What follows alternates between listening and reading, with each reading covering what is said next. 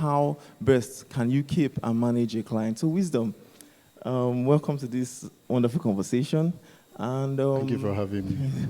So, over the years in building and growing your agency to what it is today, and for an agency to be successful, it needs clients. And for any relationship with any vendor, you need to have a proper relationship with them. So I think one of the things I want to discuss with you today is how have you been able to do it that you have been able to maintain some clients through the years, even up till now, and how have you been able to grow the business with client relationships?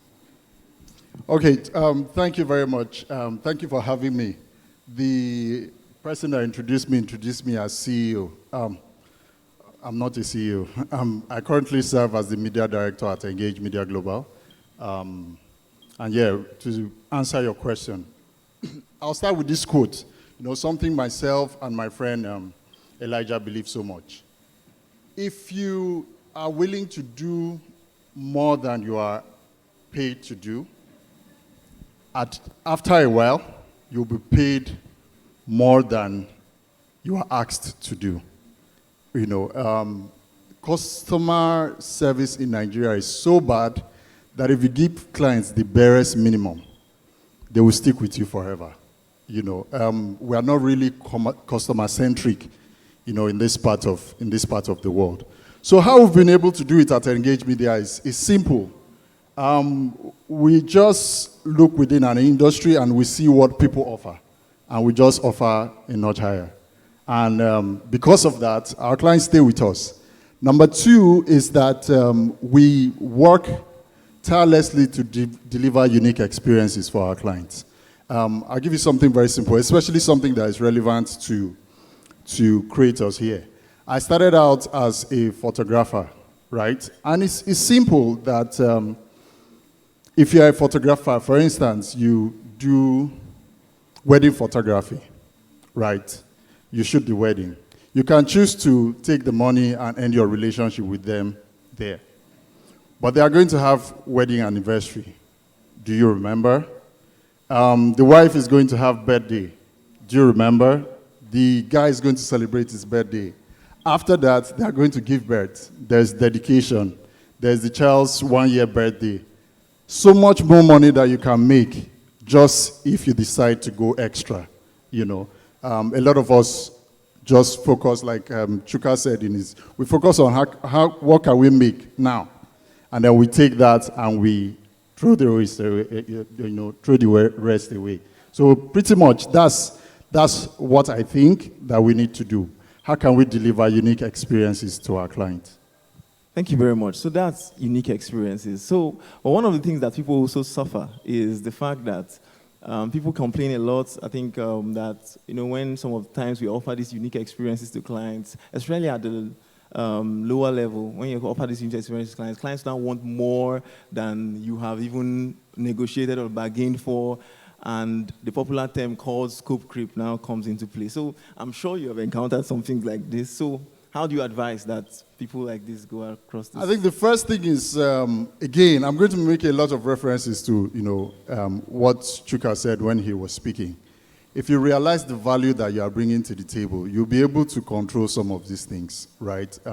So if myself and Elijah are in the room, and I know what Elijah charges for that service, and you are trying to expand the scope, it's not fight. You can go to Elijah, because I already know what he's going to charge you, right?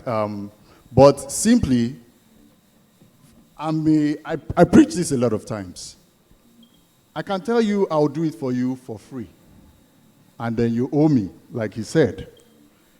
I can charge you 50 million for a project and give you a discount. I can charge you 500,000 and give you 100% discount. But you know that what I'm doing now is a favor that I'm doing to you, and you owe me. The next time you come, we're not running discounts this time, so you have to pay. You know, so it's just understanding the value that you're bringing to this. Most times, because of, like Dr. Foy said, imposter syndrome, you begin to feel like, am I sure, am I not sure? But if you are sure of what you're offering, because if you keep doing that, the next time the person sees that, like the 5 million thing somebody mentioned, There's 5 million, somebody else is charging 100K. They will pick the 100K and drop you. So we just have to be confident about it and be sure, that what we are offering the person actually solves the person's problems, and stick with it. Okay.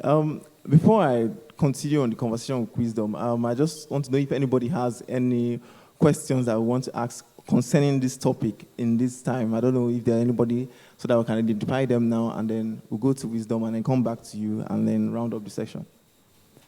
Anyone with a question on this topic? All right, so Wisdom, let's keep going. So I think one of the things that is prevalent too is how have you been able to, using the skills that you mentioned, being sure of the value that you have.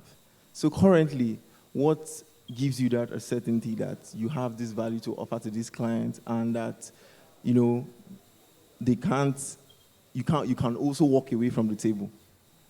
Okay, again, I'll use Chuka, right? He said something when he started talking. If I'm offering you value at 10 naira, and you're going to make 1,000 naira from it, have I really charged what it's worth? So I think we should always, and this ties, creators, one major issue we have is pricing. I think we should move to pricing from the value that the solution that we provide gives to the people that we're offering it, as opposed to just what you think. So you tell me, for instance, we have some clients in real estate. You want to sell your estate. What's the total value of your estate? 3 billion, right? And then you tell me you're going to pay me 10 million naira. It doesn't add up. You need to get to a point where if I'm going to help you sell a 3 billion naira estate, you need to pay me, at least a percentage that matches that level. And then we are good. Otherwise, look for somebody that is willing to do. And I don't have a problem. I learned some, growing in my career, I don't have a problem recommending somebody else that fits your budget. It just helps the ecosystem overall, right? So you want to do this. The value of my time is at this level. If you cannot match it, please, I'll be happy to show you people that are also on their way in their journey. However, I will frame your mind to know what to expect from those people as opposed to working with me. I don't know if that makes sense. I think that that is really, really profound, and that really helps our ecosystem to make it grow and become more than it is. I know one of the essence of TMCon is to bring community, connections, make sure that the fact is that we're not, yes, we have people that are competing against each other, but those are connections that can make the ecosystem grow bigger. So one of the things that we have to do here is make sure that these connections grow and are formed. So finally, Wisdom, I just want to, the final words for the team, the people that are here, that what are things that have helped you on this journey of client services? Because on the way, you can meet people that clients are moving mad too. So what are some things, final words, that have helped you really become what it is that Engage has become today? Okay, so I think the first thing would be the heart. Like Crisode said, we have a very good heart for the people that we serve. We look at them as our partners. So even if we understand that you are the one funding whatever we are doing, but we are the one helping you stay in business as well. So it's a partnership. And then moving forward from that, high attention to excellence. So what we offer you today, we don't take it as a standard. We're always looking for how we can top that. And in topping that, it will naturally come with more money, And then finally, we are always in communication with our clients. Another mistake that creators make, you don't communicate with your clients. If you tell a Nigerian, I'll be here by 12, and you go by 12:05, they will not be so angry. Because of this attitude of tolerating careless ethics, if you are there on time, the person takes a mental note. He's surprised. If you tell the person, look, we spent this amount from this project, or from our marketing budget, and this is the extra, the person will be surprised. Because generally, people are used to being burnt. So barest minimum, they just settle for it. So communicating, if you're having a challenge, on a project, communicate with your clients or communicate with your customer and tell them the challenge you're having and how you are working to resolve it.